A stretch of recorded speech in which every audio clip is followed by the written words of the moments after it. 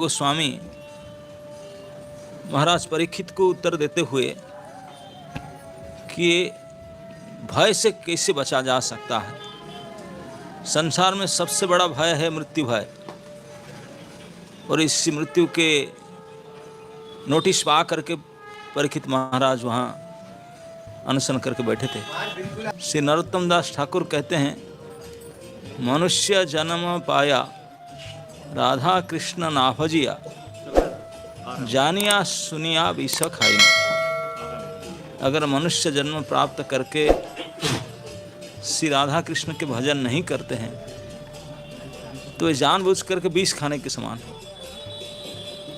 तो इस श्लोक में श्री सुखदेव गोस्वामी बताते हैं कि संपूर्ण प्रकार के भय से मुक्त होने का सरल उपाय क्या है। उसके लिए कोई इन्वेस्टमेंट नहीं करना पड़ेगा, कोई शारीरिक श्रमिक नहीं करना पड़ेगा। कितने आसान उपाय बताते हैं, और उसके अलावा और कोई उपाय है भी नहीं।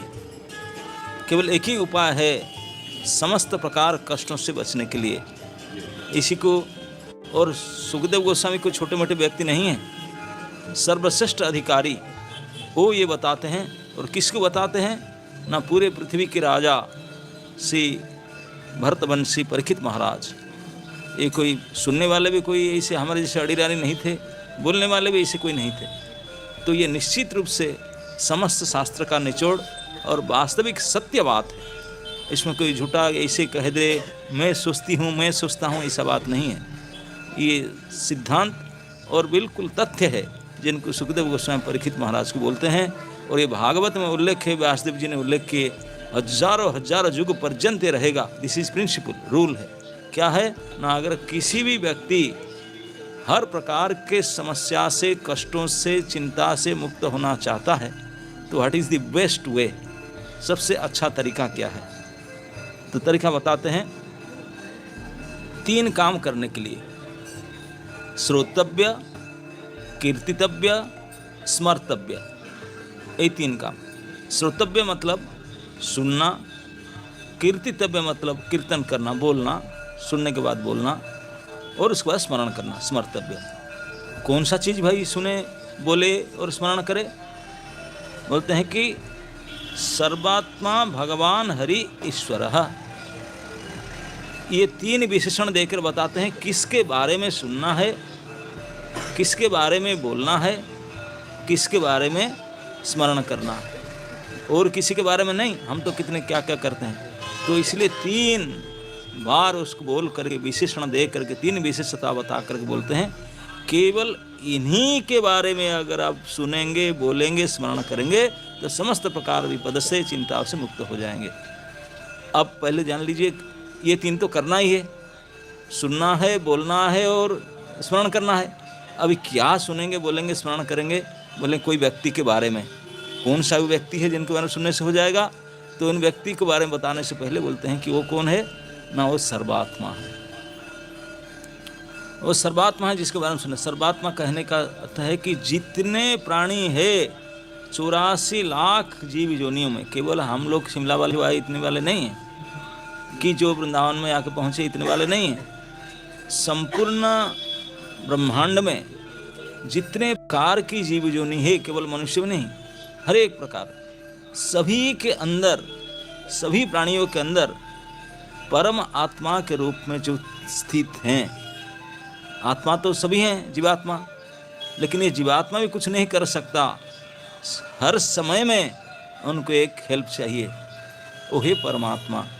इसलिए इस शरीर में हमेशा 2 आत्मा रहते हैं, एक जीवात्मा और एक परमात्मा। जीवात्मा अपना कर्म भोगता है और परमात्मा साक्षी, उन्हीं की वजह से कर्म कर पाता, हिल डोल पाता, कुछ कर पाता। आप बोलेंगे क्यों? हम करते हैं, उनसे क्या बंधे, उनको देखे तक नहीं है। आप लोग अब यहाँ बैठे हैं, आप लोग का कान खुला है, मैं बोल रहा हूँ, आप सुन रहे हैं, लेकिन ये मत सोचिए कि आप सुन रहे हैं, आपकी मर्जी नहीं। ठाकुर जी ने आपके अंदर बैठे हैं और आप सुनने चाहे तो वो फैसिलिटेट कर रहे हैं, तभी सुन पा रहे हैं। ऐसे मत सोचिए मेरा कान है मैं सुन रहे हूँ, नहीं। ऐसे अनेक लोग आज भी हैं जिनका कान भी है, सुनना चाहते भी हैं, लेकिन सुन नहीं पाते, है कि नहीं? कि ये भी मैं बोल रहा हूँ कि मैं बोल रहा हूँ, मेरे मर्जी में ही श्लोक सुनकर बोल रहा हूँ, ये भी मेरा घमंड है। मैं नहीं बोल पाऊंगा।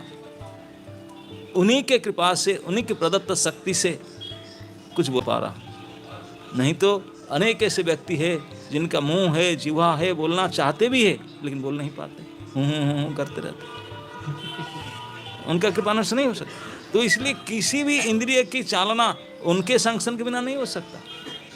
हाथ पैर सबका है, बोलते मैं चलकर आ गया, अरे उनका इच्छा वही इसी क्षण हाथ पैर लौका मार जाए, क्या करोगे? वहाँ कंट्रोल रहे। इसलिए सबके हृदय में बैठ करके वही संचालन करते हैं। यीशु कहते हैं परम आत्मा, एक जीवात्मा, वो परमात्मा। तो जो प्रत्येक प्राणी अंदर बैठे हैं, सर्वस्य चाहम हृदि सन्निविष्टो मत्त स्मृतिर्ज्ञानम अपोहनम च, भगवान गीता में कहते हैं कि सभी प्राणियों के अंदर हृदय में मैं बैठा हूँ। बैठकर क्या करता हूँ ना, मेरे से उनको स्मरण और विस्मरण आता है, स्मृति विस्मृति में कराता हूँ। तो भगवान जो सभी के अंदर बैठे हैं उनको कहा जाता है सर्वात्मा, प्रत्येक प्राणी के परमात्मा, परम आत्मा। उनके ऊपर कोई बड़े है ही नहीं, सभी के कंट्रोलर, सभी के मेंटेनर, सबके मालिक, जो महाशक्ति, जो परम शक्ति है वही परमात्मा। तो इन्हीं को प्रथम कहते हैं किनका बारे में सुनना है ना, उन सर्वात्मा परमात्मा के बारे में जो प्रत्येक प्राणियों के हृदय में रह करके उनको संचालन करते हैं। अगर परमात्मा ना हो, जीवात्मा ठप कुछ नहीं कर सकता, है ना नहीं? तो इसलिए सर्वस्य चा अहम हृदय सन्निविष्टो, सभी के हृदय कमल में परमात्मा बैठते हैं। ये देखा हरि बोल के, ऐसा वाला सेट रखना चाहिए, है ना नहीं? ज़्यादा नहीं, 1 लाख हो गया। पोर्टेबल है, पकड़ पे भी ले जा सकते हैं। तो किसके बारे में सुनना चाहिए उसका पहले बारे में बताए। सुनना, बोलना और स्मरण करना चाहिए जो सर्वात्मा है। सर्वात्मा कोई 10-20 लोग नहीं है, सर्वात्मा केवल एक ही व्यक्ति है। वो कौन है? इसी को कहते हैं कि भगवान। सर्वात्मा कौन है? भगवान ही सर्वात्मा। अभी भगवान शब्द का अर्थ क्या है? भगवान शब्द का अर्थ अब बड़े बड़े ऋषि मुनियों ने किए हैं, शास्त्र में कहे हैं कि जैसे धनवान, धनवान किसको कहते हैं? जिनके पास बहुत सारा धन है। बलवान, जिनके पास बहुत सारा बल है। रूपवान, जिनके पास बहुत बढ़िया रूप है। ज्ञानवान, जिनसे बहुत सारा ज्ञान है कि नहीं? तो वान शब्द लगा देने से उनकी प्रचुरता को समझाता है, जो शब्द के पीछे वान शब्द लगाते हैं। तो यहाँ कहा गया भगवान। भग शब्द का अर्थ है षड ऐश्वर्य, षड ऐश्वर्य को इति भग। षड ऐश्वर्य क्या है ना, जानते हैं षड ऐश्वर्य क्या क्या है? हाँ बोलिए। ज्ञान, शक्ति, वैराग्य,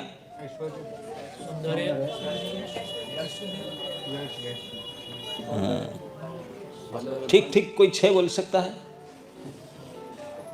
नहीं, अटक जाते। ये फॉर्मूला याद कर लिए। धन, यश, सौंदर्य, ज्ञान, जस, वैराग्य।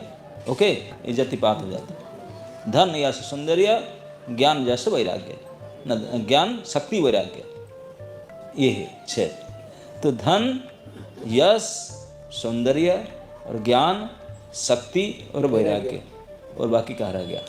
सभी इसमें आ गया।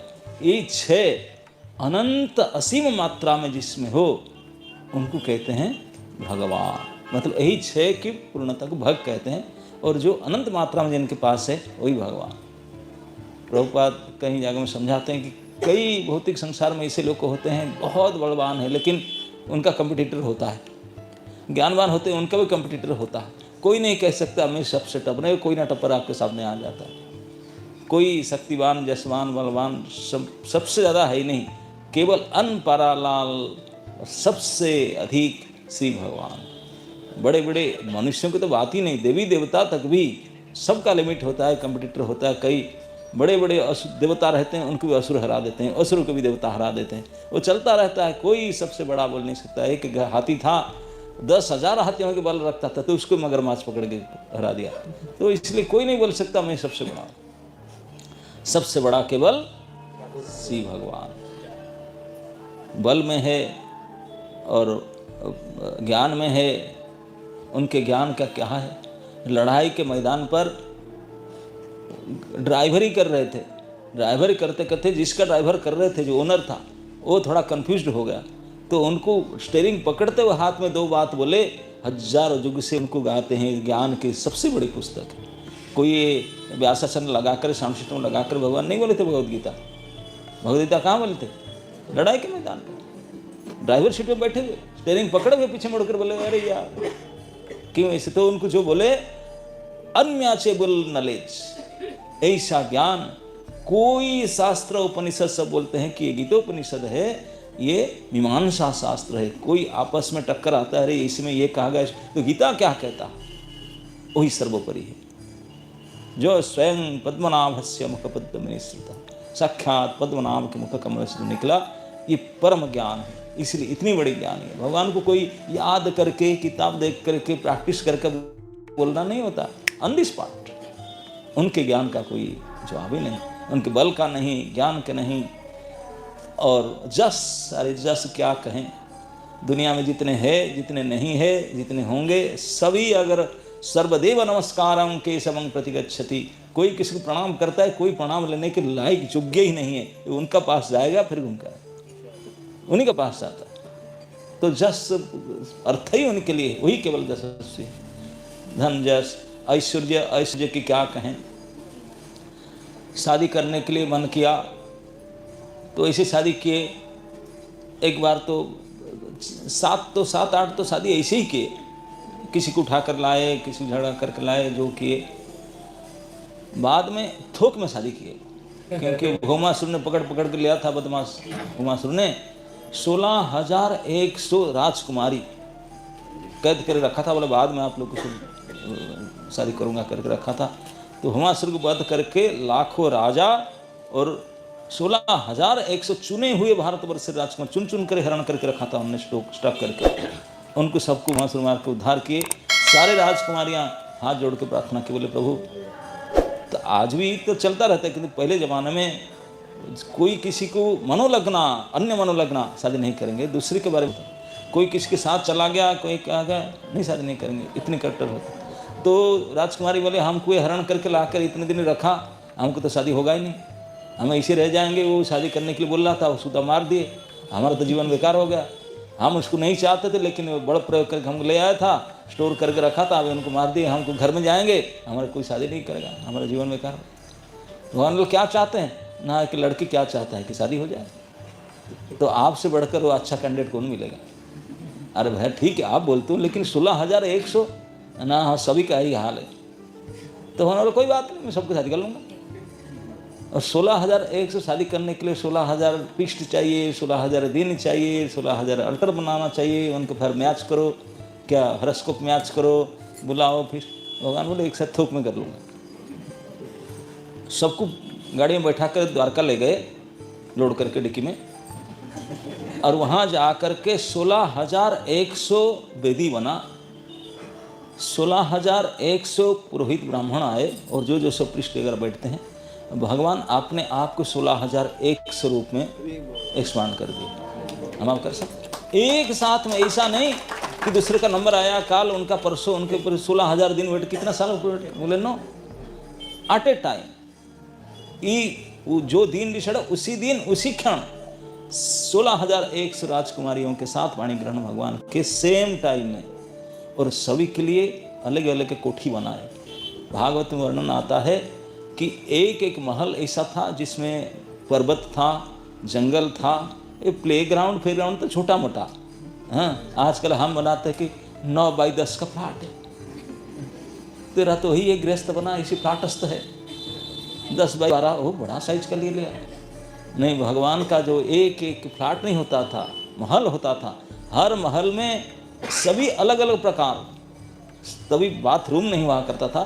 स्नान करने के लिए एक एक तालाब होता था, उसके लिए उपवन होता था, वहीं पर ड्रेसिंग टेबल रहता था, सैकड़ों दासियाँ रहती थी, और सभी के लिए सैकड़ों दासियाँ मॉर्निंग वॉक करने के लिए पहाड़ और जंगल, नदी, हर एक महल में, और हर एक महल का बाउंड्री और सब कुछ, इतने एक एक 2-2 गांव एक एक महल का था।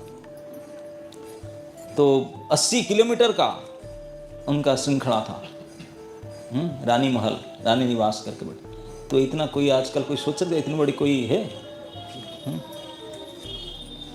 एक शादी किए थे भगवान के पिता श्री भागवत में 10वें स्कंद में प्रथम वर्णन आता है। वसुदेव जी ने देवकी माँ को जब शादी किए, उनके चौतुक में महाराज देवक ने 400 सोने के कार दिए थे।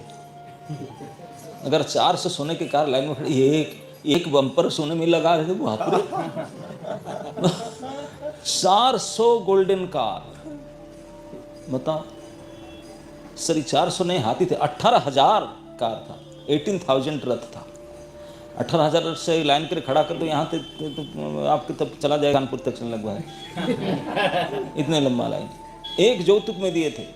हम सोच भी नहीं सकते हैं कैसे धनी होते, इतने बड़े बड़े आनंद नंबर लिखा गया इतने, और कितने दास दासी, कितने हाथी घोड़े कार क्या क्या दे रहे। तो इस धन के कोई अकलन धन या सौंदर्य, बल, ज्ञान, वैराग्य, इतने वैराग्य इतने सब होते हुए भी युधिष्ठिर महाराज की यज्ञ हो रहा था, सबको बुला रहे थे, कुछ सेवा करें। भगवान बोले मैं भी सेवा करूँ। अरे आप क्या सेवा करेंगे, आपके लिए तो सब किया जाता है। भक्तारम यज्ञ तपसाम सर्वलोक महेश्वरम, आप तो सबके महान ईश्वर, सारे यज्ञ का नहीं है, फिर भी आप मेरे भाई है, मैं कुछ हेल्प करूँगा। क्या सेवा करेंगे? भगवान मैं चूज सुना, आप चूज कर लो, आपके क्वालिफिकेशन। भगवान ने क्या सेवा चुने मालूम है? शू स्टैंड के इंचार्ज जो आएंगे, जहाँ चप्पल उतारेंगे वहीं बोले मैं शू स्टैंड बना करके मैं ही खड़ा रहूँगा, सबके चप्पल उतारूंगा, सब पैर धुलाऊंगा। आपको अगर के बोल दें कि माता जी प्रभु जी जन्माष्टमी आ रहे हैं, आप थोड़ा शू स्टैंड संभालो में, what do you think of me, क्या समझ रखा है मुझे? ऐसे हरे कृष्ण शू स्टैंड की सेवा को सेवा नहीं मिला है कि नहीं? श्री भगवान मांग करके शू स्टैंड की सेवा की, वैराग्य की हद कर दी। इतने वैराग्य, बड़े से बड़े लोग आते ऐसे जीभ काटते थे, आप ना प्रणाम करके झुक करके चप्पल उतारते थे, वो तो तिलमिला जाते थे। बोले आप, बोले हम मैं सेवा मांग करके लिया, ऐसे थे। हम लोग तो अपना चप्पल को हाथ लगाने में डरते थे, दूसरे की क्या पैर छूने। तो ये है श्री भगवान सर्वात्मा। किनका भजन, किनका स्मरण करना, बोलना, सुनना, इसके बारे में सबसे पहले वो बोला कि सर्वात्मा जो है वो जो भगवान हो। और तीसरा विशेषण देते हैं ईश्वर। ईश्वर मतलब कंट्रोलर। कंट्रोलर को हिंदी भाषा में ईश्वर कहते हैं, जो मालिक है। बोले वास्तविक मालिक ईश्वर नहीं, महान ईश्वर, महेश्वर, महामहेश्वर, सबसे बड़ा ईश्वर है। उनके ऊपर कोई मालिक हो ही नहीं सकता। भगवान गीता में बोल दिए, भूमि आप अनल वायु खंग मना बुद्धि। हम तो ईट सीमेंट को लेकर बोलते हैं कि बैंक में कुछ करेंसी डालें, खाता देखो, इसी को बोलते हैं, पता नहीं कौन खाएगा उसको। बैंक में पड़ा है, हमारा काम में लगेगा कि हमारे परिवार के काम में लगेगा कि और कोई ले जाएगा, पता नहीं। लेकिन भगवान के धन कोई बैंक में रखना जरूरत नहीं। ईशावस्यमिदं सर्वम जत किंचा जगत्याम जगत। संपूर्ण जगत में जो भी कुछ चारों तरफ आप देखते हैं, सब कुछ उन्हीं ईश्वर का। ईशावस्यमिदं जगत, सभी कुछ उनका। ये है मालिक, ये है ईश्वर, सब कुछ उनका है। कोई बोल नहीं सकता। भूमि उनका है, जल उनका है, आग चंद्र सूर्य जितने तारा अग्नि सब उनका है, वायु उनका है, आकाश उनका है। ये नहीं, आपके मन बुद्धि भी उनका है। बोलो और कौन सा संपत्ति से? ये है मालिक, इसलिए ईश्वर।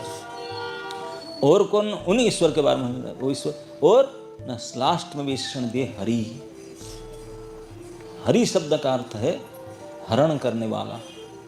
हरण करने वाला, हमसे हरण कर देता। हाँ, क्या हरण करता है? सर्व दुख कष्ट हरे, यही चीज को हरण करता है। क्या हरण करता है? सारे प्रकार के दुख को, कष्ट को, चिंता हरण करे।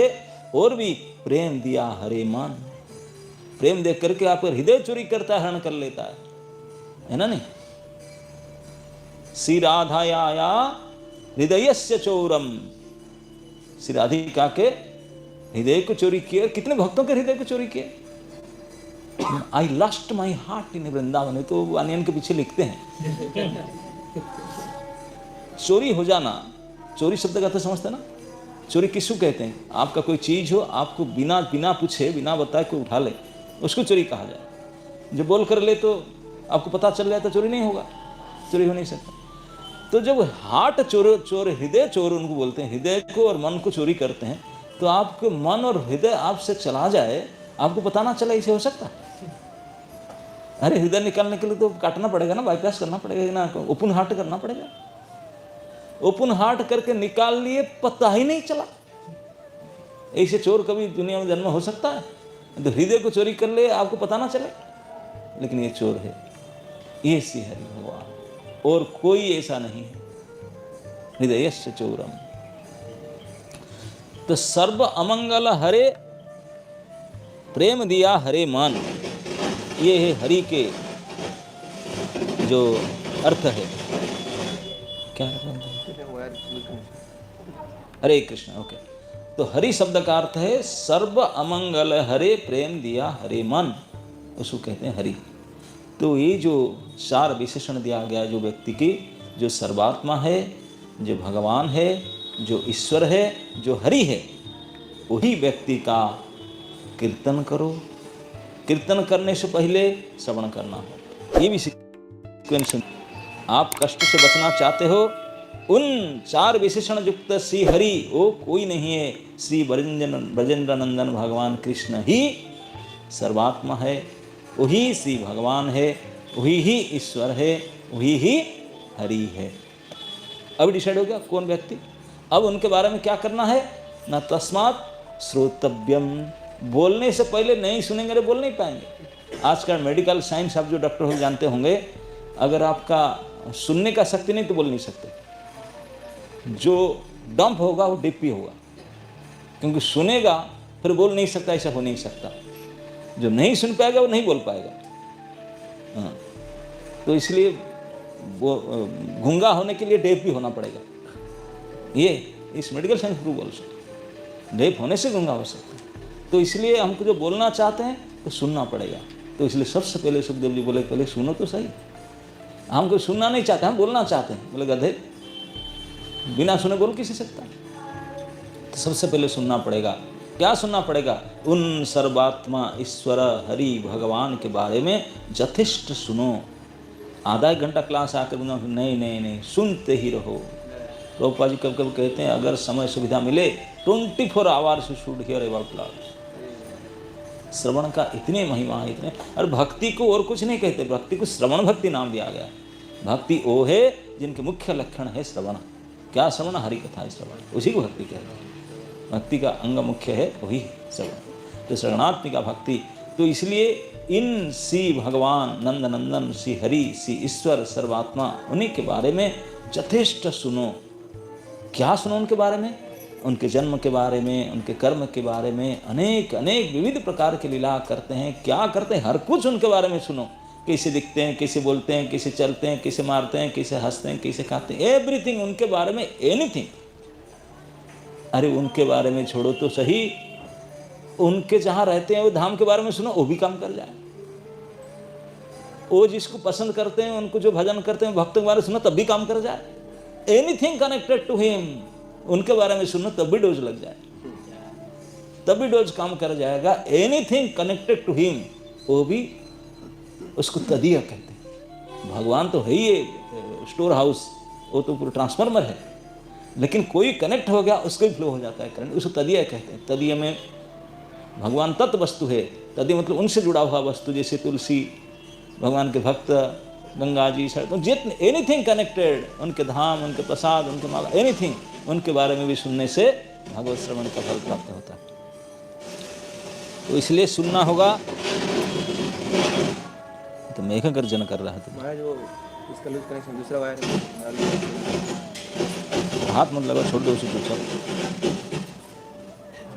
वायर लगेगा क्या? वायर तो लग जाएगा। हरे कृष्ण, इट्स ओके, कभी हाथ मत लगाओ उसमें। तो उनके बारे में सुनना है, जो वास्तविक ईश्वर हो, सर्वात्मा हो, हरि हो, भगवान हो। ये टच कर जाते इसी वजह से, ओके, अब नहीं।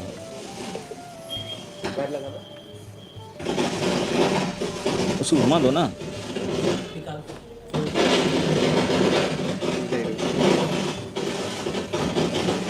क्लास खत्म हो गया। लूज कनेक्शन हो गया ना, कनेक्ट जॉइंट खराब हो, बोली तो हाथ में पकड़ के रखो फिर। हरे कृष्ण, इज इट ओके? तो उनके बारे में इन 4 विशेषण युक्त श्री भगवान के बारे में पहले सुनना होगा। और क्या क्या सुनना, किस प्रकार सुनना बताया। तस्मात् श्रोतव्य। सेकंड कीर्तितव्य, सुनने के बाद फिर बारी आता है बोलने का। बोलो, केवल सुनकर चुपचाप बैठने से नहीं होगा। जो जो सुनते हैं, जो आपको मिलते हैं उनको बोलो, तभी सुनना भी फायदा करेगा। कीर्तितव्य, उन्हीं के बारे में बोलो, उन्हीं के जस गान करो, उनके महिमा गान करो। श्रोतव्य कीर्तितव्य। और केवल सुनने से बोलने से नहीं होगा, आगे बोले स्मर्तव्यम, उनको स्मरण करो। जब बोलने का समय आता है बोलो, सुनने कोई बोलता है तो सुनो, जब दोनों कोई बोलने वाला नहीं सुनने वाला नहीं तो क्या करो, बैठ के स्मरण करो। तीनों काम तो कभी से छूट नहीं सकते। कभी क्लास में तो जाकर सुनो, कभी लोग आ गए तो उनको बोलो, जब कोई नहीं है तो स्मरण करो उनके बारे में। तो 3 काम करते रहो हमेशा, सुनो, बोलो और स्मरण करो। अगर ये 3 काम से हरि का बारे में करेंगे तो क्या कंडीशन लगाते हैं, शिक्षता अभयम। कोई अभय प्राप्त करना चाहते, समस्त प्रकार भय से बचना चाहते, दिस इज ड्यूटी, यही काम करना। आप सब भय से मुक्त होना चाहते हैं लगता है, तो फिर करना क्या पता चल गया ना। श्री हरि के बारे में यथेष्ट सुनो, बोलो और उनका स्मरण करो। इसी को कहते हैं भक्ति। भक्ति के ही मुख्य कार्य है। तो हमारा ये मनुष्य शरीर में ही सुनने का, बोलने का, स्मरण करने का शक्ति ठाकुर जी ने दी है। अगर आप दूसरे कोई शरीर मिल जाएगा, कर पाएंगे? देखो ना, अभी ये क्लास हुआ, चैनल में डाला, अनाउंस किया, बोले प्रसाद भी फ्री देंगे, कोई पशु पक्षी आएंगे?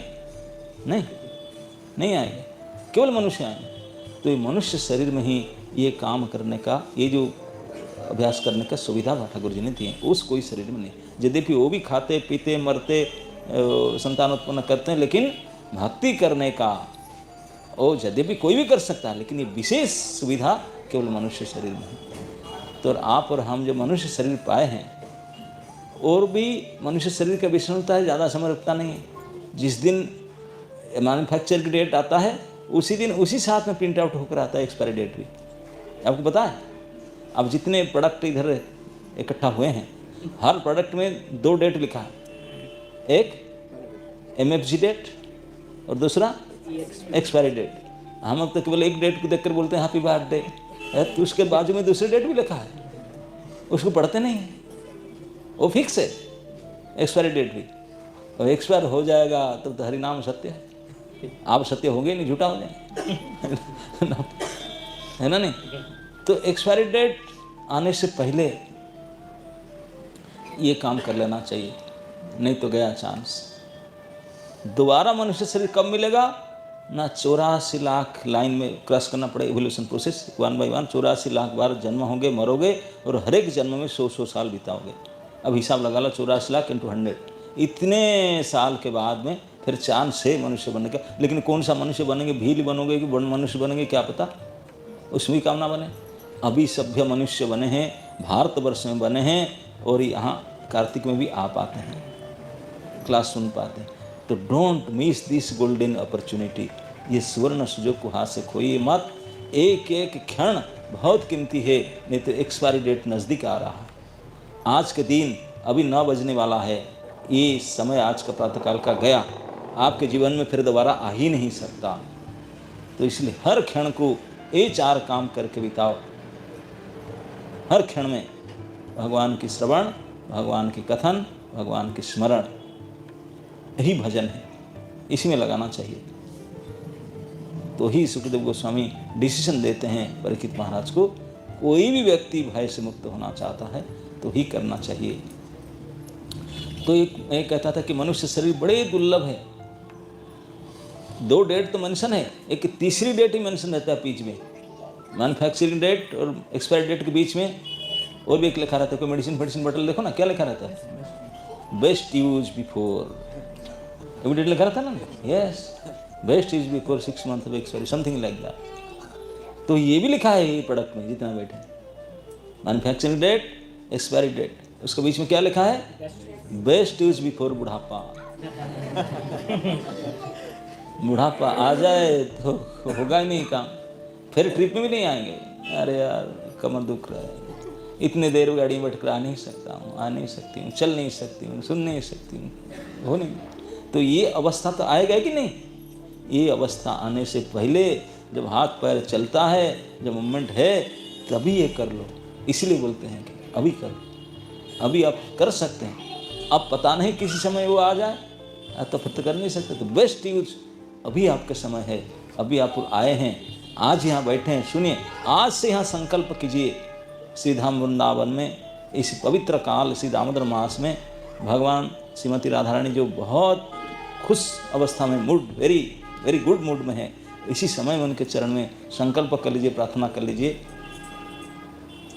कि मुझे इतने सामर्थ्य दीजिए, इस प्रकार मुझे सुविधा प्रदान कीजिए। मैं मेरी ओर से कसम खाती हूँ, कसम खाता हूँ कि जीवन पर्यंत एक एक क्षण भी आपके श्रवण, आपके कथन, आपके चिंतन में बिताऊं। अब ऐसा नहीं है कि हम माला कर लूँगा, माला ले लिया, 1-2 करेंगे, नहीं नहीं नहीं। आज से ही 16 माला जो नहीं कर रहे करना है, जो 16 माला करते हैं वो ध्यान से करें, जो करते हैं वो ध्यान से करें और श्रवण पूर्वक करें, और जो नहीं करते हैं आज से शुरू करें।